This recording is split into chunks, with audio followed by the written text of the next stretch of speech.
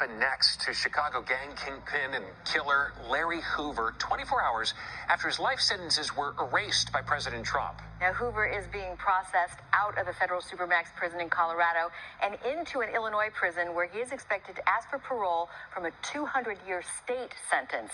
Our investigative reporter Chuck Gowdy on the story has some answers for us tonight. Chuck?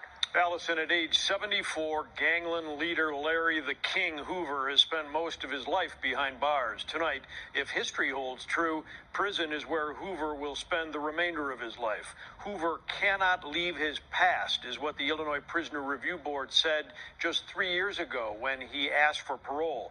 And most of the same people that said no to Hoover then will make the decision now.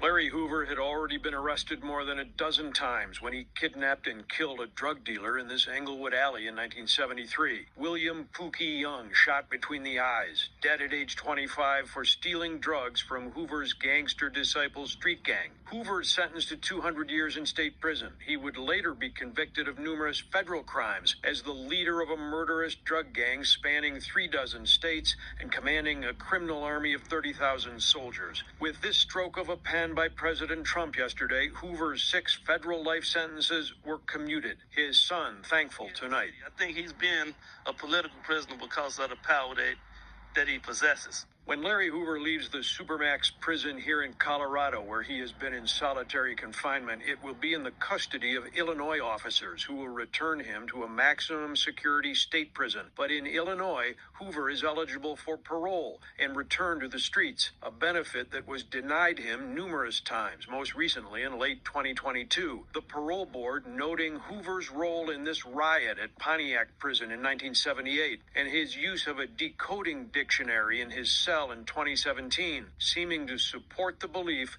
that Hoover has continued to run gang rackets from jail, despite his promise that he's been reformed. According to the 2022 Illinois parole denial, Hoover's past continues to impact his present and will forever affect his future. Parole release at this time would not be in the interest of public safety. What all this means tonight is that Trump's commutation won't matter, and Hoover won't be released, according to this former longtime Illinois Parole Board member and chairman.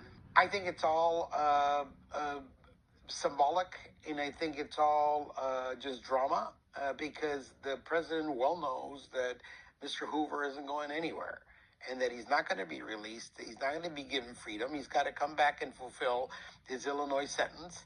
I think he's trying to impress his friends, Kanye West, other celebrities who have been pushing for this pardon, but it's a Pyrrhic victory. He, at the end of the day, isn't going anywhere.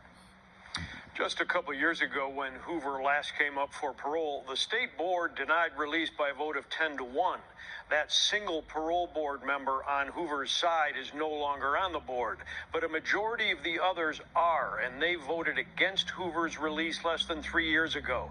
This time, they will be the only people standing between Hoover and freedom. Allison?